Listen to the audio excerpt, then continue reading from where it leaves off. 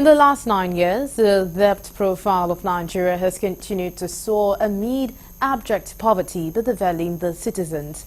According to a report obtained from the World Bank's International Development Association data, Nigeria is now the third largest debtor to countries that are members of the association. Correspondent Nabuchi Okenabuchi in this report examines the position of Nigeria and how much it owes in 2024. The report. It is no longer news that the previous administration, led by Muhammadu Buhari, delved into borrowing stuff through Nigeria, among the highest borrowers in the world. Although Nigerians are the one bearing the brunt, the trend did not stop, however, as the Tinubu administration, just slightly above 1 year in office, has also toed the line of borrowing, adding to the debt already owed by the country. As of June 30, 2024, Nigeria made a significant leap in the country's borrowing and reflecting the increasing reliance on international financial assistance under President Bola Tinubu's administration. According to the latest financial statements from the World Bank, Nigeria's exposure to the IDA soared by 14.4%, rising from $14.3 billion in the 2023 fiscal year to a staggering $16.5 billion in 2024 fiscal year. This increase in borrowing highlights the strategic financial maneuver made by Tinubu's administration amid growing economic challenges. While Nigeria's debt to the IDA has climbed, it remains distinct from any outstanding obligation to the World Bank's International Bank for Reconstruction and Development (BRD), underscoring the targeted nature of the concessional loans. These Nigerians blame high inflation in the country for the debt, calling on government to be more focused and sensitive to effective planning. Borrowing, it shows your credibility. It grows your credibility. You have to be credible to be able to give. There's nothing wrong with borrowing. How it is being dispensed, what it is used for, that is the problem. It is difficult for us as Nigerians to trust our government because the system is really not transparent enough for people to accept. Good question, sir.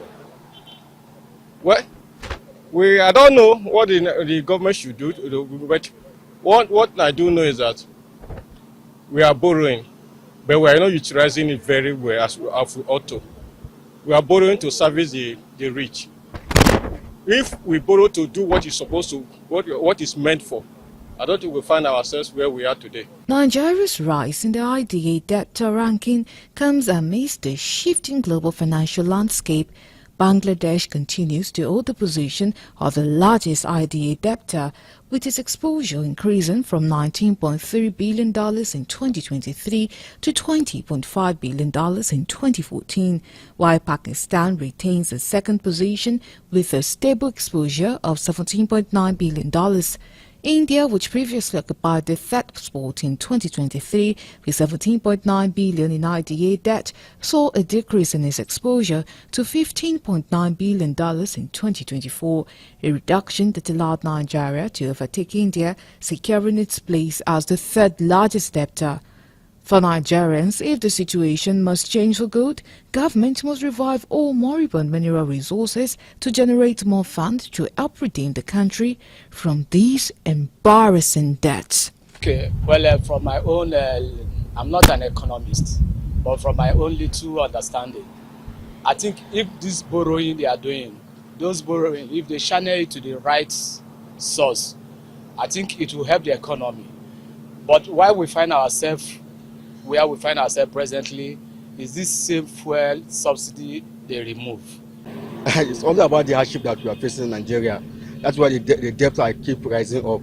Was if I'm honest prayer that our leader would think they will team up together so that they will see what they can have with the poor people in the street working. Because to get food now is very hard to us.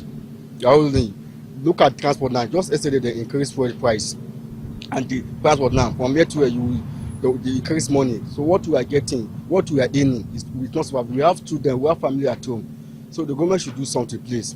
This government now, that all our mineral resources, they should try their best and wake up. Like agriculture, I can told you say I'm a civil servant, but I'm doing farmer. because this is what they want. They want to see a civil service doing. You cannot go and relay with your salary, because salary cannot take you anywhere. Even you cannot do farm. You have a wife, give her something so that to be getting something, because your house is going to grow.